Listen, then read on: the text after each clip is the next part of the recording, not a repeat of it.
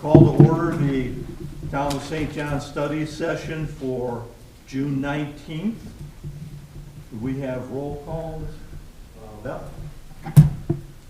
Gerald Swets is absent. Christian Jorgensen absent.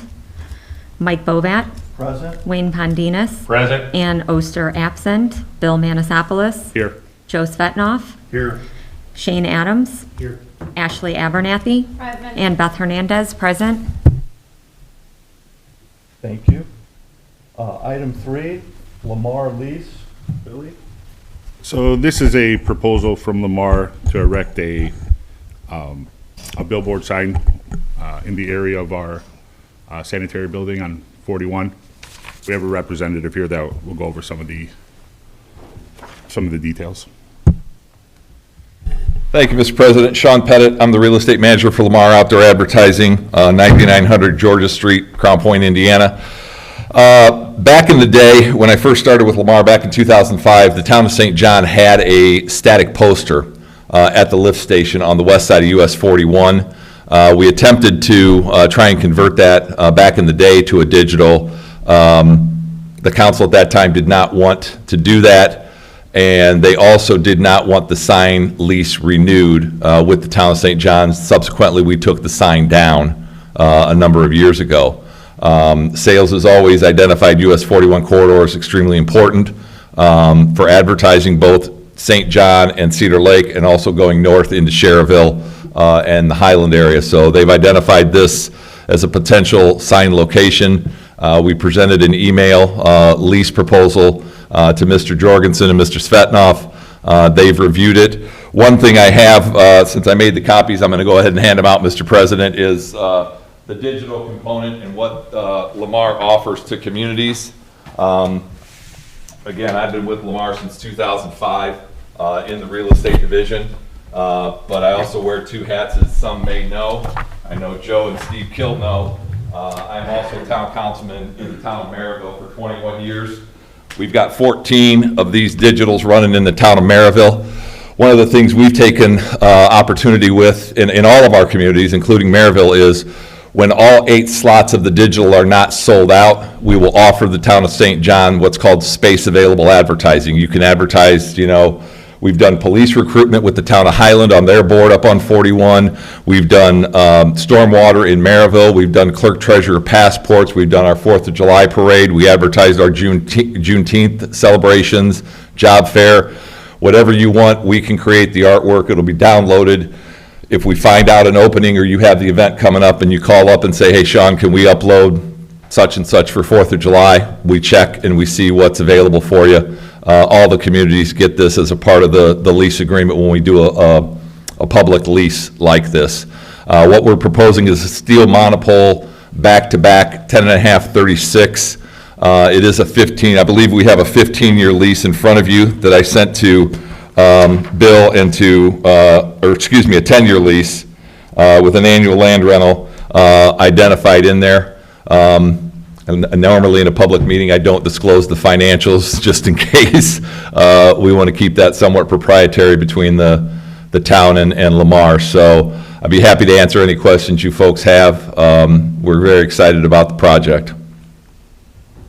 So when you say if you have space available, being that it's Route 41 and it's a main thoroughway, most likely you're not going to have space available. Could we get guaranteed time in there for? And I'm not saying for every little small thing we have, but at least our major, our 4th of July celebration, our Christmas in the park. We would like to see something in there to where we're actually getting that somewhat guaranteed, as opposed to hopefully it's not rented out, Yeah. In the beginning, Bill, you will get the space available because it will take sales time to sell out those slots. We do sell 8 10-second slots. There's no explosion, there's no, wild, it's just a static continuum, and you've probably seen them. We have one in actually Lake County that we acquired when we bought View Outdoor there at 41 and 231 on the southwest quadrant. If you want to see exactly how they operate and how they look. But as far as the space available, that's something I can take back to them. Total transparency, I will tell you that we do have a special arrangement with the town of Cherville as part of one of their approvals they gave us for their Parks Department. They wanted guaranteed time. Every quarter, they get one, I think it's 1 week. I'll have to go back and check on it. But if that's something that, is somewhat of a counter offer to the lease proposal, I don't have a problem taking that back to corporate and asking them what they want. But if you want to, maybe you and I, Bill, can talk exactly how much time do you want in a quarter and how they want to handle that. But normally it's been space avail, and it's usually fairly good. I mean, we've gotten Maryville, we've gotten a lot of space available, but again, we have more locations in Maryville than most of the communities in Lake County. In fact, we probably have the most, so.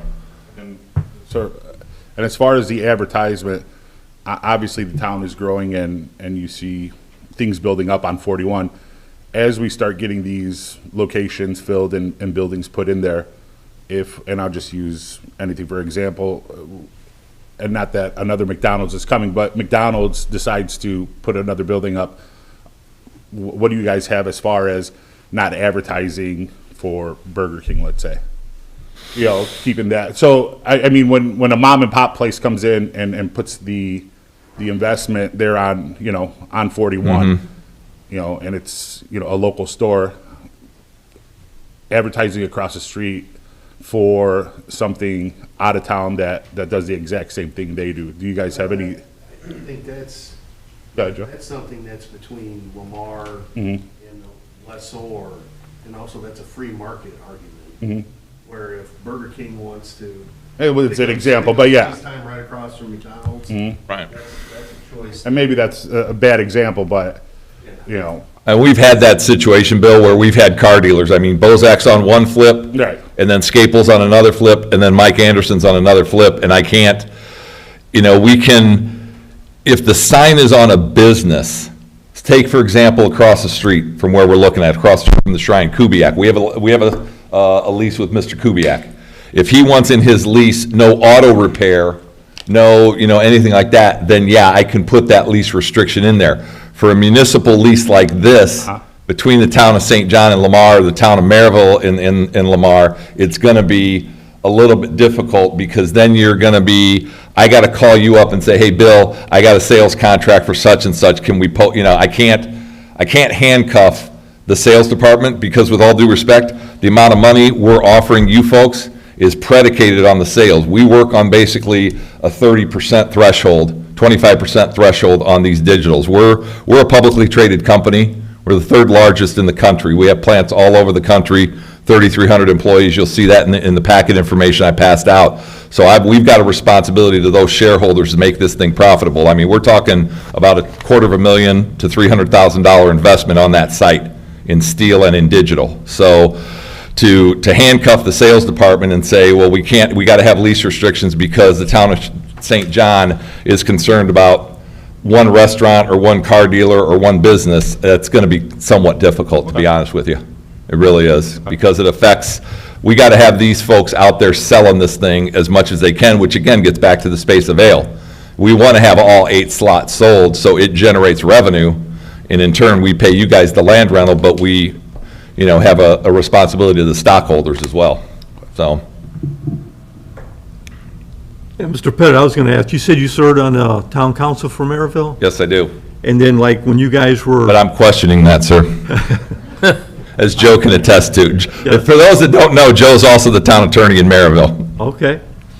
But I was just going to ask you, so in your experience, like, do you guys get any negative feedback from residents or anybody complaining? And if you No. did, how did you handle that? I mean, as a fellow council member, I probably can rattle off the same things you guys are facing, I've got my FOP breathing down our neck about raises.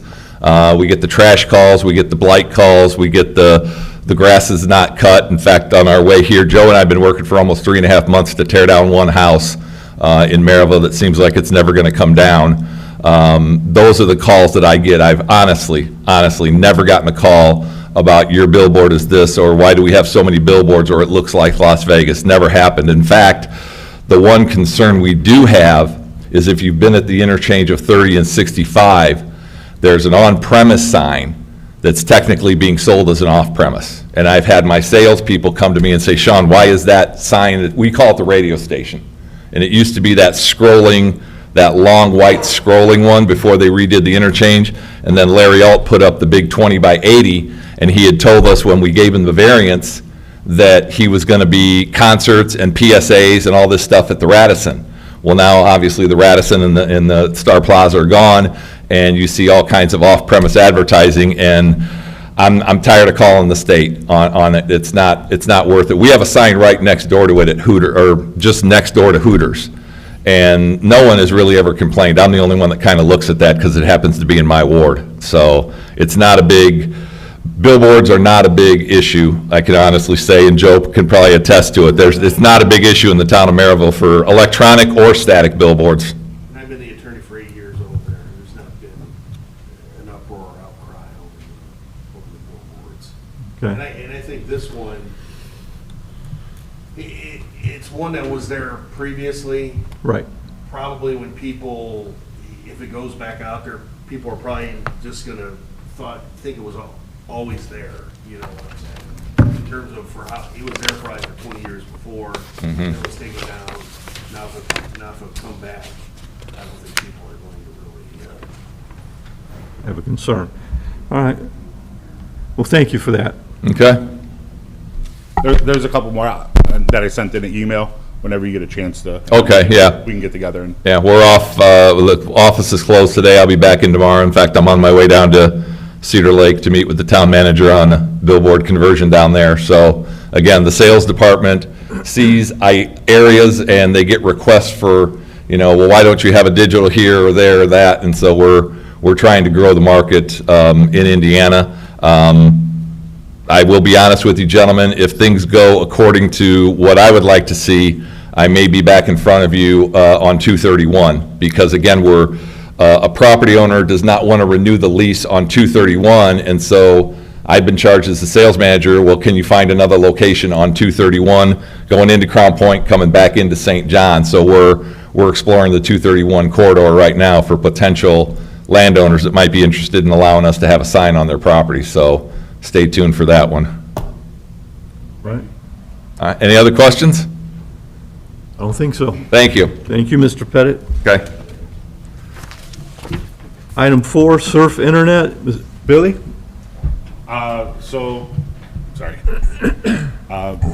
Surf Internet is a provider of, provider of internet service. They have a couple representatives here that like to give a presentation.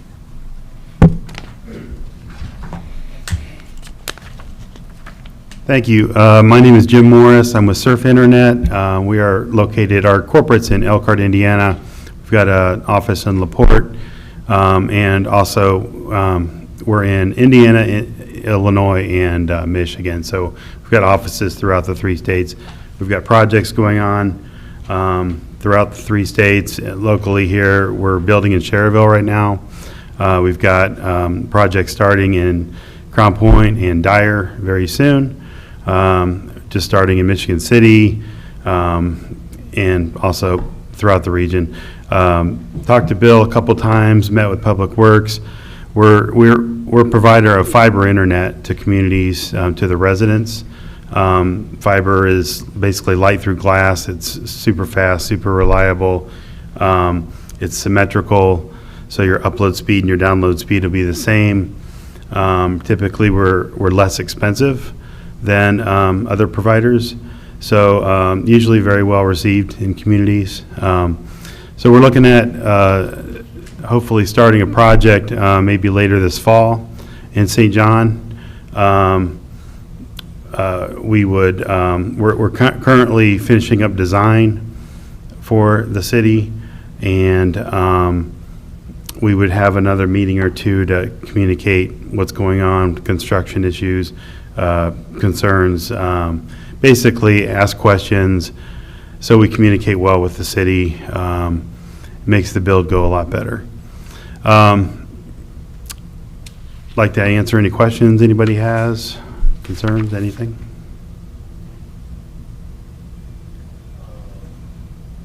Your considered a private utility, correct? Yeah, public utility, yeah, yeah, So you're like NIPSCO? yes. Oh, really? Comcast, AT&T, anybody like that, yep. Okay, because I don't consider AT&T or Comcast to be a public utility. Okay, So, what I'd like to see is your proposed license agreement. We can get to see that, hopefully reference that over to Billy. okay. Sure. Okay, okay. And you said you had projects going in Cherville? Yeah, we're building in Cherryville right now, and we're getting ready to start in Crown Point and Dyer. And then we're talking to some other communities as well. Okay. And then, so that's, do you have anything that you've done and completed in Lake County? In Lake County? Well, we're in, I'm not sure. Closest is probably Valpo. We're in throughout LaPorte County. Just starting in Cherryville, like I said, we've got lots of projects coming up here. Okay. Any other questions? Anything else? No. All right. Thank you. Thank you, Jim. Thank you. Number 5, Jim Bennett, Macaulay Commercial. That's Jeff Bennett. They'll be at our regular meeting. We are working over some details. Basically, we're looking for a 6-month agreement to have them assist us in marketing and some sales plans for potential commercial users and developers. Obviously, the town council has made some moves towards commercial development, and we'd like to bring them on for a 6-month trial, review what we can do with them, what users they can bring in, and then make an assessment after that and move forward. Questions or anything, Wayne? No. All right, thank you for that, Billy. Item 6, Family Express fiscal plan. So the Family Express fiscal plan is under review and pretty much complete. It seems satisfactory. Just a couple items that we have to check off, but if everything keeps going the way it is, we should be okay to adopt it at the next meeting. All right. Item 7, notice of public hearing amendment for Plan Commission and BZA. Mr. President, we would like to begin the process of amending the public hearing process for the Plan Commission and BZA.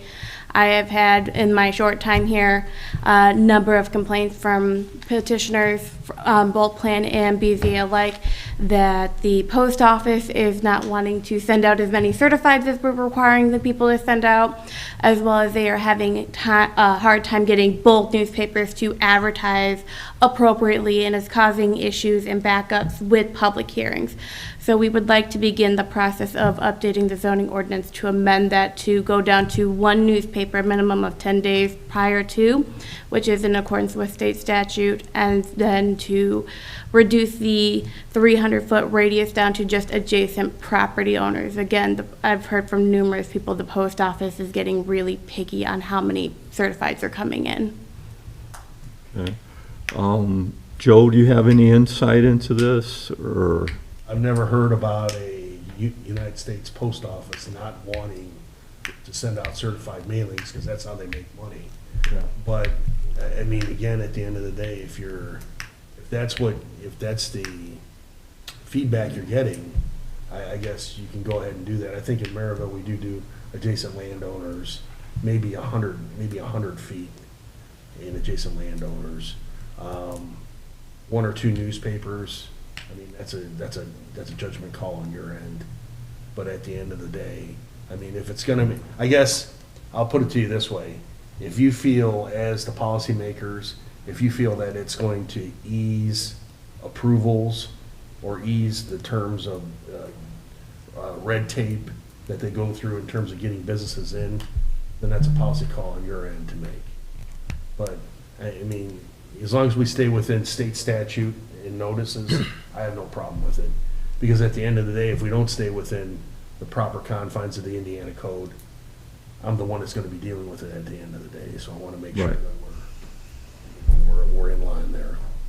So our experience, how many incidents would you say that we've had where it was, I know there's been at least one plan commission item that the newspaper did not properly notice in time, so that got pushed back a month, and that was started before my time here.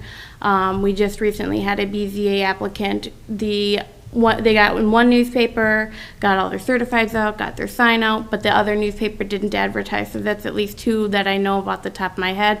And I've had at least 3 or 4 citizens come in and say they've had a hard time with the post office and the number of certifieds. Well, what I'd like to do at this time is maybe call up a guest visitor here, Steve Kill, and to tell us if, because he's experienced it in the advertising and noticing periods. Have you had problems, Steve? if you could introduce yourselves? I'll be absolutely happy to tell you what we're all going through. Me, personally, with the latest Just state submission, your name. Steve Kill, yes, 14400 Lakeshore Drive, Cedar Lake. With the last submittal we had 100 and almost 180 certified letters, which you have as many as you have, that's fine, but the Sherwood Post Office told me, do not come back.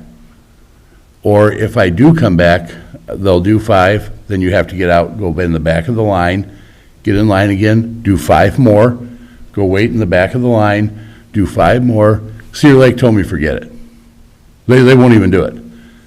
It's just, they don't have the staff to do all these, it's becoming, I couldn't believe it. I mean, it's becoming a real problem. I mean, it's very problematic with these post offices. It's a real problem, and again, it's not the amount of work. I mean, the certified letters are the certified letters, but Right. when the post office is just, I mean, can you imagine having 180 of them, doing 5, then getting back in the line of 10 people? You could be there for days doing it. It's a real problem, and I mean, I've been told point blank, do not bring those here. We cannot handle it. So most communities are, what most communities are going to is, they're going to all the adjacent property owners. We're already required to post a sign on site. Everybody that drives by sees the sign. And most of them are one newspaper of general circulation, whether they designate the times of the post or whatever. I mean,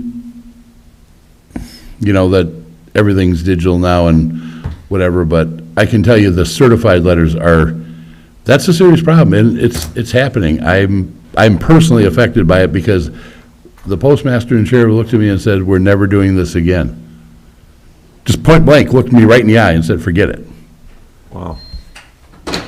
I would like to add, I have had residents request that our public notices coming out of building and planning be added to the town's website, because like Mr. Kill stated, at least for the sake of transparency, things have shifted to more, social media, websites and things of that nature. So if you do make a policy decision to go down to one newspaper, I would recommend adding it to our website so that the residents are notified in a different way that there is a public hearing for Actually, whatever. that makes a whole lot more sense than this big 300-foot requirement. If you do the adjacent property owners, a sign posted on the property, put it on the website, and put it in the newspaper, how much more notice can you possibly give Well, about and things that are happening? Usually for like public notices and things like that for meetings,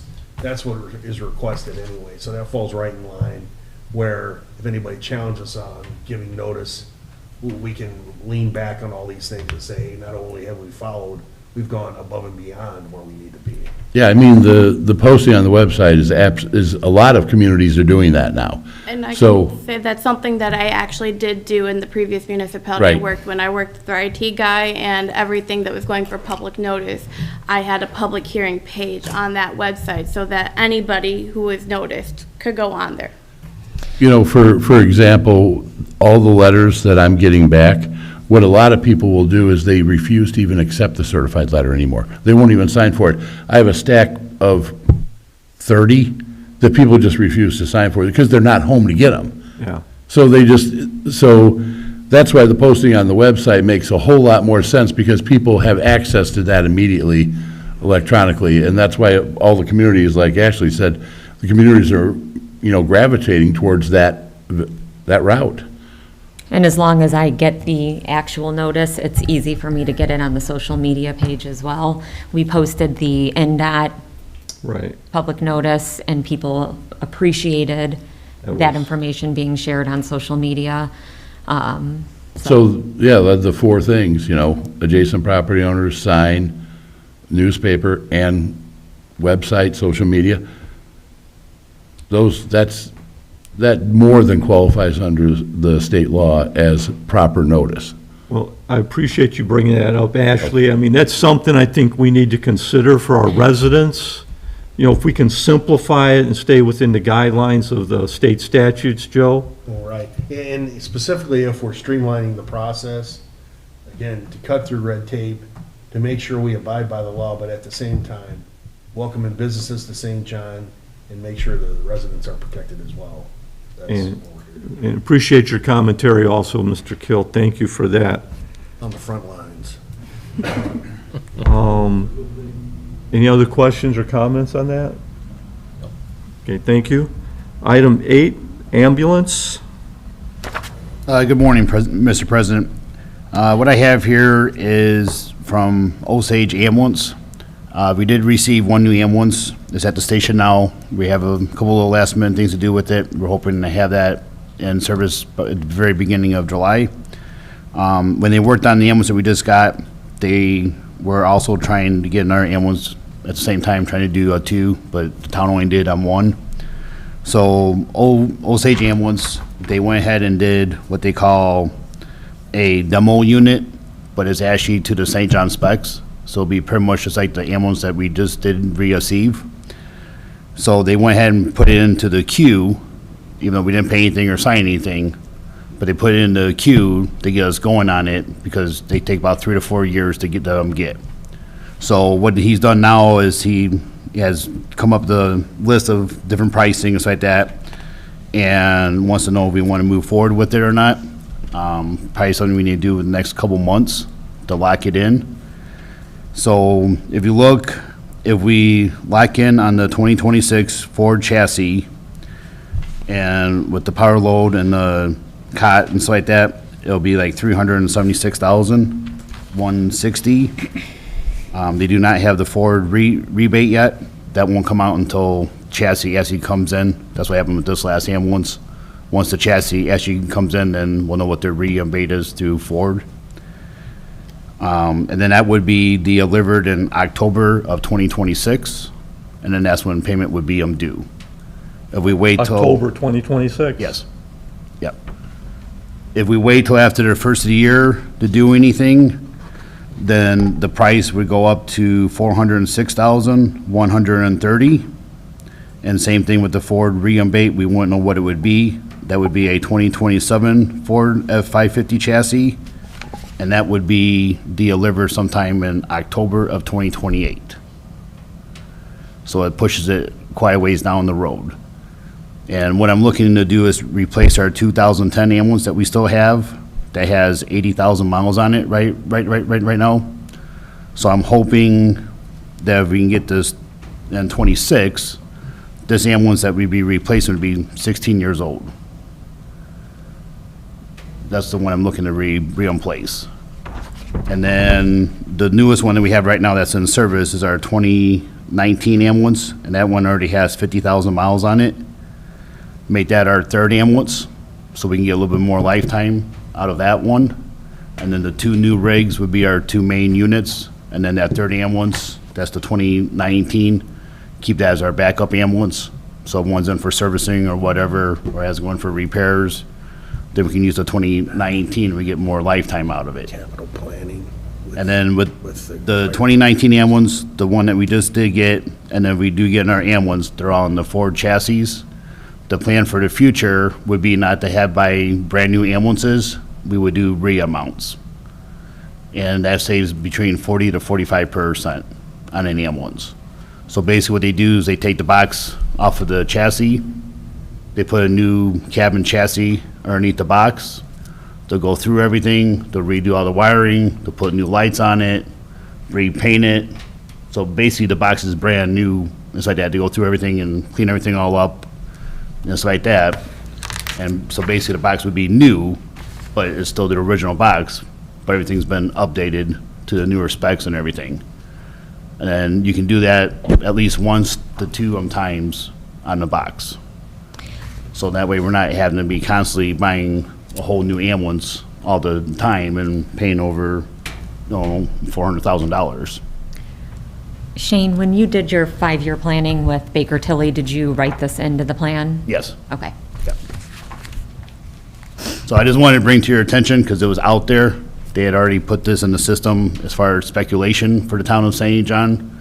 So I just wanted to bring to your guys' attention and see what you guys thought about it, and see if you guys wanted to do anything with it now or not, or so like that. But I just wanted to at least bring it to your guys' attention that it was out there. That's really good information, Chief. I appreciate that very much. And if you guys have any questions later, give me a call or whatever, and then I'll be more than happy to show you the new ambulance too, so you guys can kind of see what I'm talking about. So it'll be pretty much the same rig that we have now. Sounds good. Anything else, Mike? All right. Thank you, Chief. Item 9, police vehicle. The police department is looking to put a 2012 Dodge Charger on the state auction block. It's been in for multiple repairs, and that's the chief's suggestion that we go ahead and get rid of it. Okay.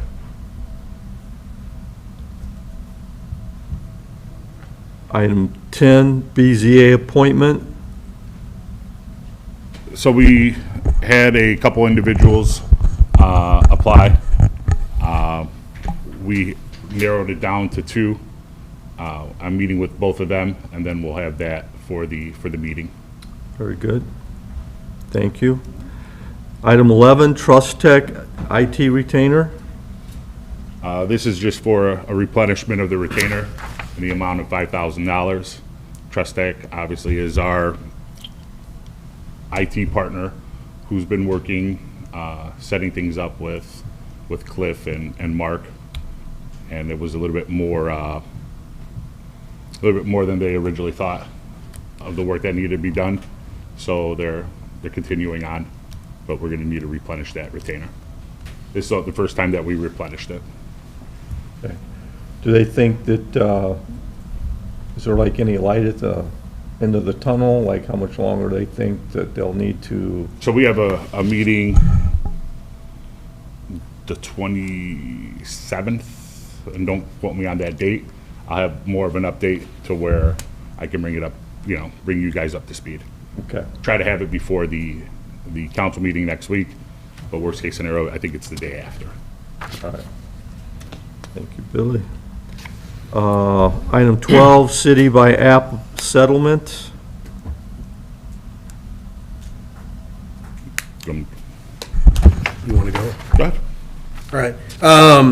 Before you is a packet full of information regarding a letter that I'd sent out to Jerome Mikulich, an email that was sent by me to Bill Manasopoulos in an unpaid invoice.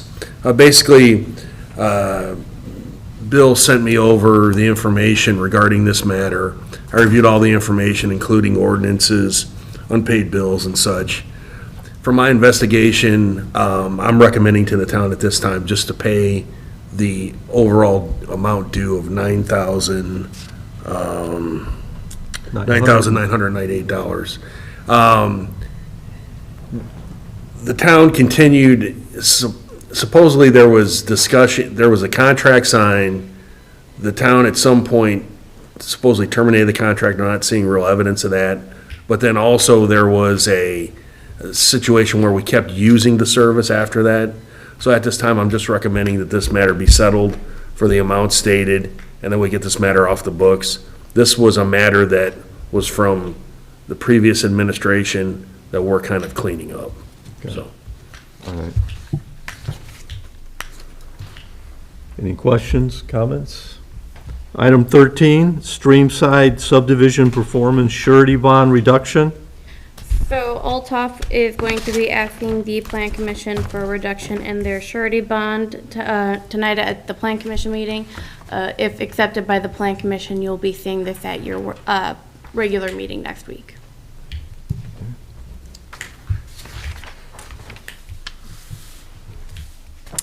Anything else that you have? No. All right. With that, Oh, actually, there was one other item. Ashley? Did you? So additionally, tonight at the Plan Commission meeting, we are going to be requesting permission to advertise for, or an amendment to our floodplain ordinance. FEMA has been coming through with some updates that's required, including training that is required. I can say that a staff member in the building department has completed that training that's required so that anybody who's in a floodplain can continue getting floodplain insurance. But we also need to amend and update our floodplain ordinance. In accordance with that, it's been reviewed by FEMA. They're good with the changes proposed. Adam has checked off on it. So we will be requesting permission from the Plan Commission to advertise for our July meeting, and then after that, it'll be in front of you. okay, and when you say Adam Decker? Adam Decker, yes, sir. Thank you for that. All right, then this